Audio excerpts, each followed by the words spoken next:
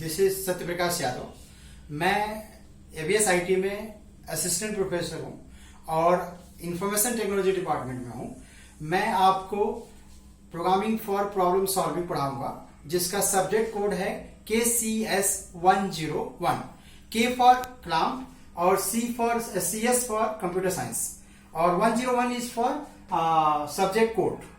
And ये BTech first year के first semester में सभी ब्रांच में पढ़ाया जाता है। ये इसको बेसिकली हम लोग सी प्रोग्रामिंग के नाम से जानते हैं और इसमें हम क्या करेंगे, वो कैसे करेंगे, ये सारे डिस्क्रिप्शन हम लोग पढ़ेंगे।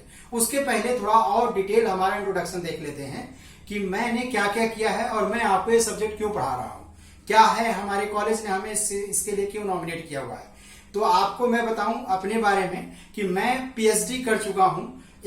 AKTU से ही पीएचडी है मेरा एमटेक है NSIT से, जो दिल्ली यूनिवर्सिटी के अंदर में था, अब वो NSUT हो चुका है। मेरा जो स्पेशलाइजेशन फील्ड है वो इमेज प्रोसेसिंग है। मेरे बहुत सारे रिसर्च पेपर हैं, 8 से 10 वेब ऑफ साइंस में मेरे पेपर हैं और मैं 4 बुक का एडिटर हूं। 4 बुक को एडिट कर चुका हूं, 3 बुक को ऑथर कर चुका हूं, जिसमें आप जो सब्जेक्ट पढ़ रहे हैं इस बुक को भी मैंने ऑथर किया हुआ है, इसका भी बुक मैंने ऑथर किया हुआ है, जिसका नाम है प्रोग्रामिंग इन सी। आप गूगल करेंगे आपको पता चल जाएगा programming in C by Satyaprakash. जैसे करेंगे तो IK इंटरनेशनल पब्लिकेशन हाउस से ये मैंने ऑथरिंग किया हुआ, सिंगल ऑथर हूं मैं और आपको इस सब्जेक्ट के बारे में बताऊंगा। ये सब्जेक्ट क्या करेगा, क्या इंपैक्ट देगा आपकी लाइफ में, क्यों आपको पढ़ाया जा रहा है, ये सब चीजों पे हम लोग डिस्कस करेंगे। उसके पहले हम लोग जान लेते हैं कि इसके लिए क्या क्या हमारी प्राइमरी नीड होगी। देखिए, इसमें आपको पीछे से प्रीवियस जो क्लासेस हैं उसमें से क्या आना चाहिए, ये कोई मैंडेटरी चीज नहीं है, because it is a beginner course और जो कंप्यूटर की मदर टंग के रूप में जाना जाता है। इसमें हम लोग क्या क्या पढ़ेंगे अब उसको हम लोग लिस्ट आउट करते हैं। तो चलिए समराइज करते हैं हम लोग क्या क्या। देखिए, हमने देखा हमारा जो सब्जेक्ट है BTech first year first semester में, उस सब्जेक्ट का नाम क्या है, programming for problem solving. Programming for problem solving. और उसी सब्जेक्ट का कोड, यहां कोड से स्पेसिफाइज किया था सब्जेक्ट को, कोड से आइडेंटिफाई किया था सब्जेक्ट को। तो उस सब्जेक्ट का कोड है KCS101। ये कहां पढ़ेंगे, किस कोर्स में होता है, ये बीटेक के सभी ब्रांचेज में होता है। फर्स्ट ईयर में पढ़ाया जाता है आपको, फर्स्ट ईयर में फर्स्ट सेमेस्टर में। कोई भी ब्रांच हो आपको उससे मैटर नहीं करता है, आपको पढ़ना सबको ही है। इसमें क्या क्या है और क्या क्या हमें देखना है, ये सब चीजों के ऊपर हम लोग डिस्कस करने जा रहे हैं। लेट्स आप डिस्कस करते हैं कि इसके सिलेबस क्या क्या है। तो इसके 5 मॉड्यूल जो हैं, इसको 5 मॉड्यूल में ब्रेकआउट किया गया है। जो पूरे सिलेबस को 5 मॉड्यूल में तोड़ा गया है, जिसको आप पिछले जो आपकी लाइफ जो रही है, पिछले जो क्लासेस जो पढ़े हैं उसमें आप लोग चैप्टर पढ़ा करते थे, chapter 1, chapter 2, chapter 3 and so on. यहाँ पे आपको चैप्टर शब्द नहीं मिलेगा, यहाँ पे आपको या तो यूनिट मिलेगा या मॉड्यूल मिलेगा। तो हम लोग जो अपने ये सिलेबस को डिस्क्राइब करेंगे वो आपको कितने मॉड्यूल मिलेगा, 5 मॉड्यूल्स होंगे हमारे पास। तो मॉड्यूल को कौन कौन है इस सब्जेक्ट के, जरा वो हम लोग देख लेते हैं। तो इस सब्जेक्ट के जो मॉड्यूल्स हैं उनके बारे में जरा डिस्कस करते हैं। जो पहला मॉड्यूल्स होगा उसमें हम लोग क्या देखेंगे, introduction to the programming, introduction to programming. जो हमारा जो दूसरा मॉड्यूल होगा जिसको हम लोग बोल रहे हैं वो क्या होगा,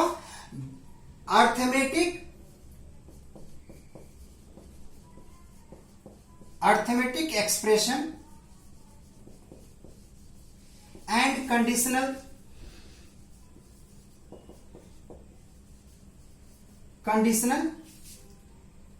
स्टेटमेंट। जो हमारा तीसरा जो मॉड्यूल होगा उसमें हम लोग क्या पढ़ेंगे, लूप्स एंड फंक्शन। अभी हम इनको एलॉबरेट भी करेंगे, ब्रीफिंग भी किया जाएगा हम लोग, लूप्स एंड फंक्शन। जो हमारा चौथा होगा उसमें हम लोग क्या पढ़ेंगे, array and basic algorithm.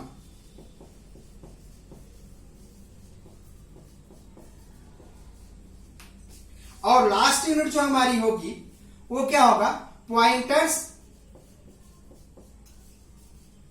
And file handling. ये हमारा बेसिकली क्या है, 5 मॉड्यूल है जिसको हम लोग डिस्कस करेंगे। ये पूरे सिलेबस है एक तरह से आपके, जिसमें हमें पढ़ना है। अब जो सबसे पहला जो टॉपिक है इंट्रोडक्शन टू प्रोग्रामिंग, इसमें हम लोग क्या करेंगे, देखिएगा ध्यान से। इसमें हम लोग क्या करेंगे, हम लोग ये जानेंगे कि हमारी प्राइमरी रिक्वायरमेंट क्या है, फिजिबिलिटी स्टडी कैसे करेंगे हम प्रोग्रामिंग के लिए, हमें क्या क्या करना होता है प्रोग्राम लिखने के लिए, तो वो सब चीजें बताई जाएंगी। कौन से टर्म यूज होंगे, क्या टर्मिनोलॉजी यूज होगी, क्या टूल्स हैं इसके, कैसे मेथड्स लगते हैं इसमें, ये सारी चीजों के बारे में हम बेसिक डिस्कशन देखेंगे।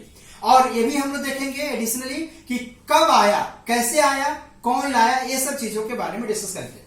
अब आया बात आपको जो मॉड्यूल 2 है। मॉड्यूल 2 में क्या होता है, हम ऑपरेटर से रिलेटेड टॉपिक को बात करेंगे, जिसका नाम यहां लिखा गया arithmetic expression and conditional statement. इसमें हम लोग ऑपरेटर देखेंगे। बिना ऑपरेटर का कोई काम होता नहीं है प्रोग्रामिंग में। तो जैसे प्लस करना है, माइनस करना है, डिवीजन करना है, तो ये कैसे किया जाता है, ये चीजें देखेंगे हम लोग। जो तीसरा यूनिट हमारी होगी वो होगी जो मॉड्यूल जिसको बोल रहे हैं, उसमें हम लोग लूप एंड फंक्शन देखेंगे कि किसी रिपीटेटिव टास्क को कैसे करते हैं, किसी को ब्रांचिंग कैसे करते हैं। लार्ज पार्ट में कोई चीज है, बहुत बड़ा प्रोग्राम बन जाता है, तो उसको कैसे छोटे छोटे पीस में डिवाइड करके एक प्रोग्राम बनाएंगे हम लोग, तो उसको हम लोग देखेंगे लूप्स एंड फंक्शन में। जो लास्ट चौथा जो टॉपिक है, चौथे जो 4th यूनिट में हम लोग क्या पढ़ेंगे, array and basic algorithm. Array क्या होता है पहले समझते हैं कि अभी आपने लूप में देखा कि हम रिपीटेटिव टास्क करेंगे और नंबर ऑफ रिपीटेटिव टास्क को एक साथ सिमल्टेनियसली एग्जीक्यूट करना ही क्या कहलाता है, हमारा एरे कहलाता है। हम लोग उसमें देखेंगे सिमिलर टाइप के काम होते हैं इसमें, बहुत सारी चीजें। एग्जांपल जैसे आप देख लीजिए कि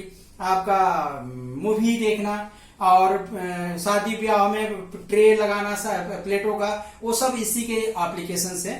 स्टैक कहते हैं, क्यूब कहते हैं, जो हम टेक्निकल वर्ड में बोल रहा हूं।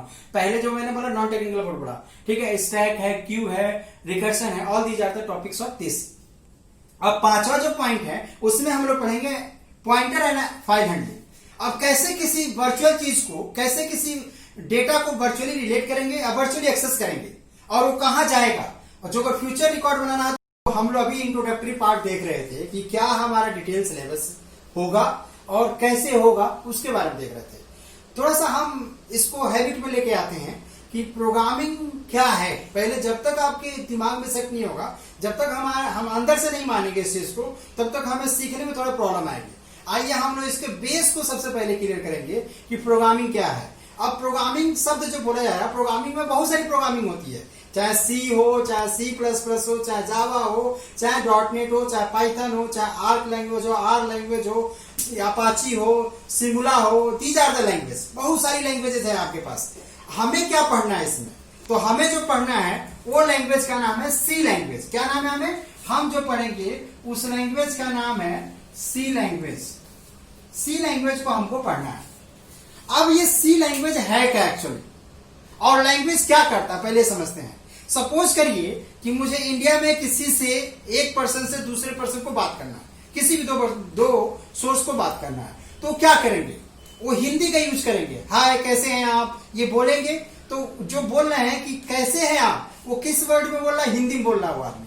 तो जो भी कैसे हैं वो डेटा है, और वो ट्रांसफर दे रहा है दूसरे को, तो किसके थ्रू दे रहा है, हिंदी के थ्रू दे रहा है। तो जब हम किसी डेटा को ट्रांसफर करते हैं तो उस समय किसी लैंग्वेज की जरूरत पड़ती है। दूसरी भाषा में बोले तो जब हम किसी डेटा को कम्युनिकेट करते हैं तो हमें किसकी जरूरत पड़ती है, लैंग्वेज की जरूरत पड़ती है। तो सी को उसी में का लैंग्वेज है, और सी को mother tongue of computer language ही बोला गया, ध्यान रखिएगा, क्योंकि ये फर्स्ट हाई लेवल लैंग्वेज थी जो फोर्ट्रैन के बाद इन्वेंट की गई थी और सबसे एक्सपर्ट बन के आई थी लैंग्वेज। आज तक इसको चाहा जाता है, आज तक इसको लोग पसंद करते हैं, आज तक सारी लैंग्वेज को फॉलो करके बनाई जाती है। कोई भी लैंग्वेज हो उसमें सी जरूर होगा, बिना सी का कोई लैंग्वेज डेवलप ही नहीं हुआ। मतलब सभी लैंग्वेज में सी पूरा होता है, बाकी एडिशनली फीचर ऐड कर दिया जाता है, कुछ एडिशनल फीचर ऐड कर देते हैं, कुछ प्रॉपर्टी ऐड कर दी जाती है, कुछ टूल ऐड कर देते हैं, तो नया लैंग्वेज बन जाती है।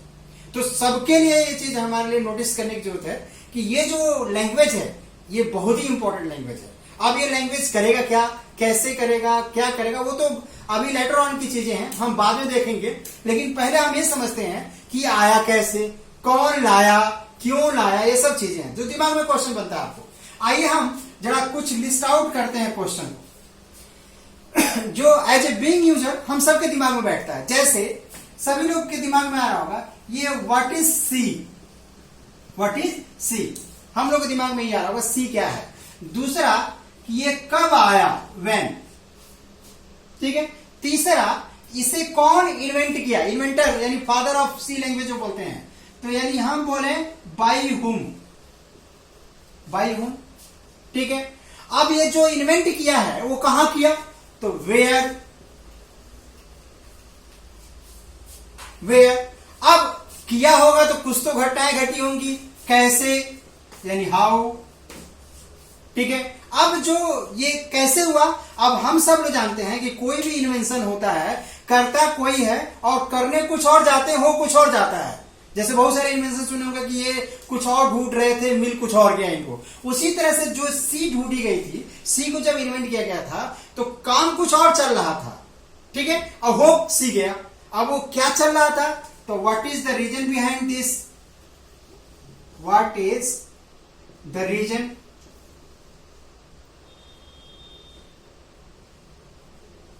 Reason behind C language. और अब अगला क्वेश्चन ये होगा कि इन्वेंशन कोई भी अकेले नहीं करता, होता क्या है कि इन्वेंशन करने वाला फ्रंट एंड पे होता है, जिसको हम फादर बोलते हैं, इन्वेंटर बोलते हैं, जो भी रिसर्चर बोलते हैं, लेकिन उसके पीछे बहुत सारी टीम होती है, उस टीम को सब लोग भूल जाते हैं। तो इसमें जब सी डेवलप की गई थी तो इनके साथ कौन था, जिसका नाम हम लोग भूल जाते हैं, पब्लिकली नहीं लेके आते हैं। अब यहां देखते हैं विथ हुम, हम उसके बारे में भी चर्चा करेंगे ताकि हमारा और ज्यादा कंसेप्ट क्लियर हो जाए। विथ हुम, अब जो सीन बन के आया कि सबसे पहले समझते हैं कि ये हुआ कैसे, क्या है, तो अब इस पे हम डिस्कस करने जा रहे हैं। एक एक करके हम लोग उठाएंगे क्वेश्चन को और उसे सॉल्व करेंगे। चलिए सबसे पहले हम लोग लेके आते हैं उस पर्सन को जिसने इसे ढूंढा था। उस शख्स का नाम था डेनिस रिची, डेनिस रिची, क्या नाम था उनका, डेनिस रिची। कब लाए थे, 1972 में सी को इन्वेंट किया गया था, 1972 में। फाउंडर कौन हुआ, अब फिर से हम रिकॉल करते हैं, जो हम बोले कि बाई हुम, तो बाई हुम का जवाब मिल गया डेनिस रिची। कब लाए थे भैया, 1972 में लाए थे, ठीक है। अब क्वेश्चन है कहां लेके आए थे, तो कहां लेके आए थे, AT&T well laboratory. Well laboratory ये कहां है, यूएसए में है, ठीक है। अब जरा क्वेश्चन ये आता है कि जगह मिल गई हमें कि कहां हुआ था इन्वेंशन, AT&T वेल लेबोरेटरी, ठीक है। अब दिमाग में ये घूम रहा होगा आप लोगों को कि AT&T का फुल फॉर्म क्या है, तो आइए हम लोग देखते हैं AT&T का फुल फॉर्म क्या है। AT&T का फुल फॉर्म देखिएगा, A for American, T for telephone,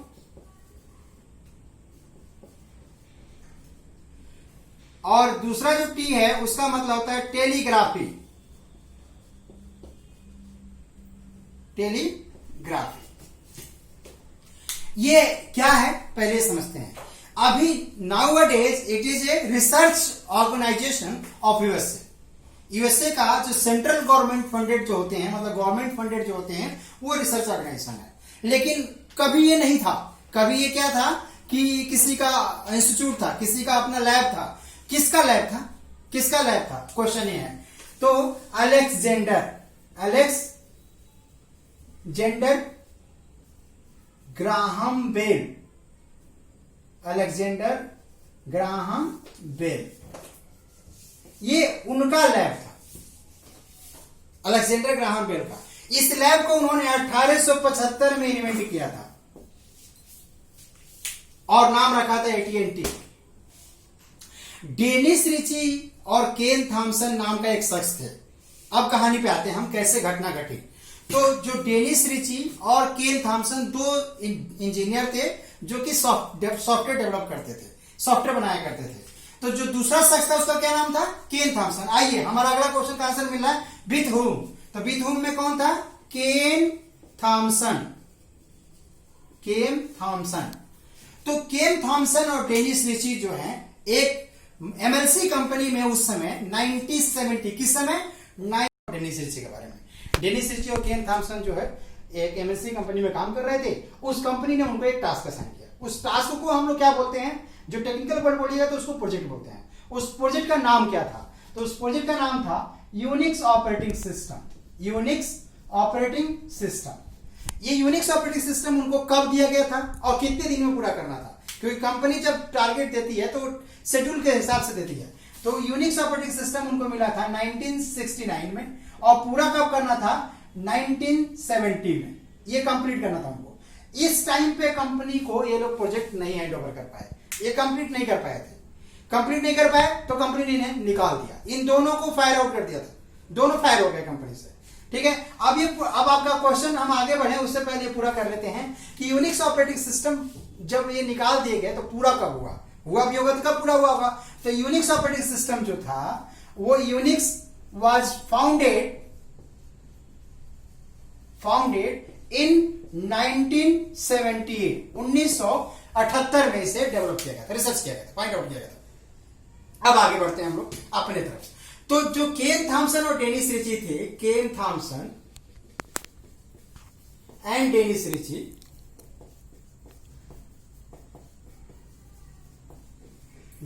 थे, इनको 1969 में वो प्रोजेक्ट मिला था, कंप्लीट कर नहीं पाए तो 1960 या 70 में निकाल दिए गए। 1970 में जब निकाले गए तो ये AT&T गए बेल लेबोरेटरी जो था, कहां था, ये यूएसए में था, याद है आपको, यूएसए में था।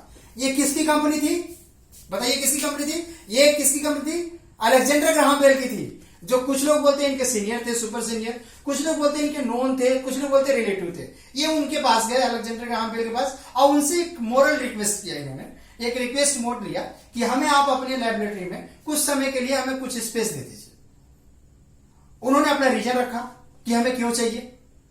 अच्छा, क्वेश्चन ये था कि क्यों नहीं इन्होंने अपना लैब सेट कर लिया, क्योंकि उस समय कंप्यूटर बहुत महंगे आते थे, कॉस्टली आते थे, इसलिए इन्होंने ऐसा नहीं किया। इन्होंने उनसे रिक्वेस्ट किया कि आप हमें अपना स्पेस दे, तो अपना खुद का लैब नहीं डेवलप किया। चलिए, कि अलेक्जेंडर ग्राहम बेल तैयार हो गए कि चलो ठीक है, आपको कुछ समय के लिए हम स्पेस देते हैं, इस समय आप आना। ठीक है, अब ये लोग जाने लगे। जब ये जाते थे, कौन जाते थे, केन थॉमसन और डेनिस रिची।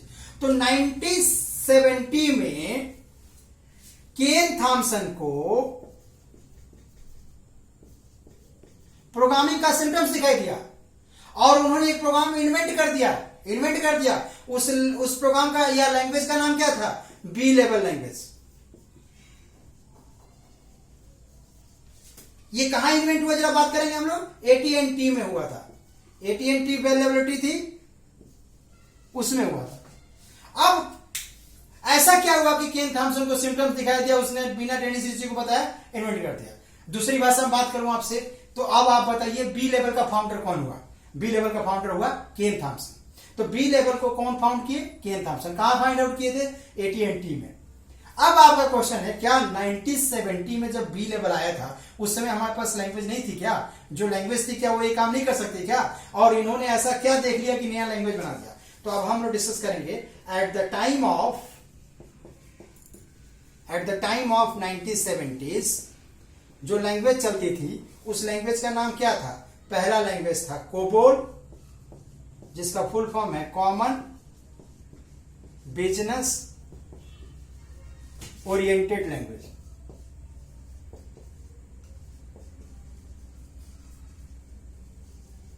और दूसरा जो था उसका फुल नाम है फोर्ट्रैन फॉर्मूला ट्रांसलेटर। अब बात करते हैं, तो आप जरा ध्यान दीजिएगा, हम लोग नाम से इसको क्लियर कर ले रहे हैं। देखिए नाम से क्लियर हो रहा है, common business oriented language, formula translator, यानी जो ऊपर वाला है वो कोई जो बिजनेस करते होंगे वो लोग यूज करते होंगे इस सॉफ्टवेयर को। ये नीचे वाला जो है वो साइंटिस्ट, रिसर्चर, स्टूडेंट, मैथमेटिशियन, ये लोग यूज करते होंगे कैलकुलेशन पर्पस के लिए। तो दो सॉफ्टवेयर थे, दो लोग अलग अलग यूज कर रहे हैं, दो टाइप के लोग यूज कर रहे हैं। सपोज करो कोई ऐसा रिसोर्स है या कोई ऐसा पर्सन है जिसको ये दोनों यूज करना है, तब उसे क्या करना पड़ेगा, ये दोनों अपने सिस्टम पे यूज करना पड़ेगा, अपने कंप्यूटर पे दोनों यूज करना पड़ेगा। उस समय जो सॉफ्टवेयर होते थे वो महंगे होते थे, लाइसेंस बेस्ड होते थे। सपोज करिए इसका 10 लाख है, इसका 10 लाख है, तो कोई एक इंसान है जिसको दोनों यूज करना है तो उसको 20 लाख का लाइसेंस लेना पड़ेगा। और इस तरह की मजबूरियां उस समय खूब चलती थी, लोग इस चीजों से परेशान थे। केन थॉमसन ने क्या किया, केन थॉमसन ने इन्हीं सारे सिम्टम्स को उसको दिखाई दिया और सारे सिम्टम्स एक साथ दिख रहे थे कहां पे, बी लेवल लैंग्वेज में। यानी उस बी लेवल लैंग्वेज से हम क्या क्या कर सकते हैं बताइए, बिजनेस भी कर सकते हैं, कैलकुलेशन भी कर सकते हैं, and many more things are there. हम और भी चीजें कर सकते हैं, ये भी कर सकते हैं, बिजनेस भी और कैलकुलेशन भी, लेकिन और भी चीजें कर सकते हैं। अब बताइए कि पहले कोई इंसान 4 सॉफ्टवेयर यूज करने के लिए सपोज कर 10 का एक है, 10 लाख का एक है, तो 40 लाख देता था एक सॉफ्टवेयर को, और यहाँ पे 10 लाख में सब कुछ मिल गया उसको। तो इस तरह से इतना ज्यादा बूम पे पिक आउट किया अपने आप को, इतना ज्यादा बूम पे पिक किया इन्होंने कि रातों रात केन थॉमसन जीरो से हीरो बन गए, जीरो से हीरो बन गए। अब जब केन थॉमसन जीरो से हीरो बन गए तो डेनिस रिची को कहां चैन आनी थी, पढ़े लिखे इंसान, इंजीनियर थे, तो उन्होंने क्या किया, केन थॉमसन को जो इन्वेंशन था उस इन्वेंशन को लेके और 2 साल लगा दिया, पर्सनल सर्वे किया, किसने, डेनिस रिची ने, कंपनी से कंपनी, ऑर्गेनाइजेशन से ऑर्गेनाइजेशन, जहां जहां उन्हें लाइसेंस उसका सेल आउट हुआ था वहां वहां वो गए और कुछ फीडबैक कलेक्ट किया कि क्या एडवांटेज है, क्या डिसएडवांटेज है। डेनिस रिची ने कुछ नहीं किया, सिर्फ डिसएडवांटेज को हटा दिया और इसको रिफाइनमेंट करके, बेटरमेंट करके, यानी इसकी बुराई हटा के बी लेवल लैंग्वेज की एक नया लैंग्वेज बना दिया और उस लैंग्वेज का नाम रखा सी लेवल लैंग्वेज, जो कि अभी हमने देखे थे। और सी लेवल लैंग्वेज 1972 में लाया गया था। अब हम समराइज करते हैं बातों को। तो देखिए, हम बी बना रहे थे, बन गया सी। बी बना यूनिक्स बनने की वजह से, तो यानी हमारा मेन टारगेट था यूनिक्स बनाना। यूनिक्स बनाने के रास्ते में आ गया बी, तो बी बन गया। अब बी बना तो उससे सी आ गया। अब समराइज करते हैं, बताइए बी का फाउंडर कौन है, केन थॉमसन। कहां फाउंड आउट किया, AT&T बेल लेबोरेटरी में। सी का फाउंडर कौन है, डेनिस रिची। कहां फाइंड आउट हुआ है, AT&T में। कब हुआ है, 1972 में हुआ है। बी का फाइंड आउट हुआ है 1970 में हुआ। क्वेश्चन ये है कि क्या ये लोग को ABCD ही नाम मिला था क्या, भाई ये नाम रखते कि केन थॉमसन लैंग्वेज, डेनिस रिची रखते डेनिस रिची लैंग्वेज, जो सी लेवल लैंग्वेज था। तो इन्होंने नाम जैसे भी रखा, कुछ लोगों का परसेप्शन है और ये बातें कहीं गूगल पे दिखती भी हैं कि केन थॉमसन अपने वाइफ का नाम था बोनी, उसके फर्स्ट अल्फाबेट को डेडिकेट करते हुए इस लैंग्वेज का नाम रखा बी लेवल लैंग्वेज। तो क्या सी लेवल लैंग्वेज रखने के लिए डेनिस रिची के भी किसी फैमिली मेंबर का नाम था जो सी लेवल रखा उन्होंने? नहीं, ऐसा नहीं था। क्यों नहीं था, आप वो समझते हैं। डेनिस रिची जब नाम रख रहे थे तो उन्होंने बड़ा बारीकी से, बहुत ध्यान से उसका नाम का डिस्कशन सोच रहे थे। उन्होंने सोचा कि बी रखता हूं तो किसका नाम होगा बताइए, केन थॉमसन का। बी लेवल नाम रखता हूं तो भी केन थॉमसन का। बी एडवांस रखता हूं तो भी केन थॉमसन का। बी नया वर्जन रखता हूं तो भी केन थॉमसन का। मतलब बी शब्द आ जाने से केन थॉमसन का नाम होगा। डेनिस रिची को पसंद नहीं था। डेनिस रिची को नाम के साथ पैसा भी चाहिए था, यानी नेम और फेम दोनों चाहिए था। तो डेनिस रिची ने बहुत सोचा और सोचने के बाद समराइज किया। क्या समराइज किया कि अल्फाबेटिक ऑर्डर में देखें तो ए छोटा होता है, बी बड़ा होता है, उससे बड़ा सी होता है। तो ये अपने आप बहुत सारी बातें बोल देता है कि सी कोई बोलेगा कि मैं सी लेवल पढ़ रहा हूं तो उससे क्लियर है कि उसको बी उससे अपने आप आ गया। कोई बोलता है मुझे जेड तक आता है, मतलब क्या A to Z नहीं आ रहा है, ABCD सब आ रहा है उसको। उसी तरह से इन्होंने ये थॉट रखते हुए सी लेवल लैंग्वेज नॉमिनेट किया इसको, और आज तक हम लोग इस लैंग्वेज को सी लेवल लैंग्वेज नाम से जानते हैं। तो ये हमारा पूरा सफर रहा जिसमें हम लोगों ने इंट्रोडक्टरी पार्ट से देखा है कि सी लेवल लैंग्वेज होता क्या है। तो अब समराइज करता हूं बाइंड आउट करने के लिए। सी लेवल लैंग्वेज क्या है कि एक सी क्या है, एक लैंग्वेज है जो मदर टंग कहा था कंप्यूटर का। ये कब फाइंड आउट हुआ था, 1972 में हुआ था। कहां आया था, AT&T में आया था। कौन लाया था, डेनिस रिची लाए थे। कहा और कैसे हुआ, ये सारी कहानियां थी। यूनिक्स ढूंढने गए थे, बी मिल गया, बी ढूंढने गए थे तो सी मिल गया, ऐसे चलता रहा रास्ते हमारे पास। अब रीजन मिल गया, रीजन क्या था, यूनिक्स। कैसे हुआ, ये सब मिल गया। तो ये हमने जो लिस्ट आउट किया था आपका क्वेश्चन, ये सारे वो आंसर हो गए। अब आगे हम क्या पढ़ेंगे, ये समझने वाली बात है। आगे हम लोग देखेंगे क्या टूल यूज होंगे, कैसे टूल यूज होंगे, क्या क्या होता है, कौन सी स्टाइल होती है, क्या तरीका है लिखने का, पढ़ने का। ये सब चीजें हम अगले वीडियो में देखेंगे। Thank you very much.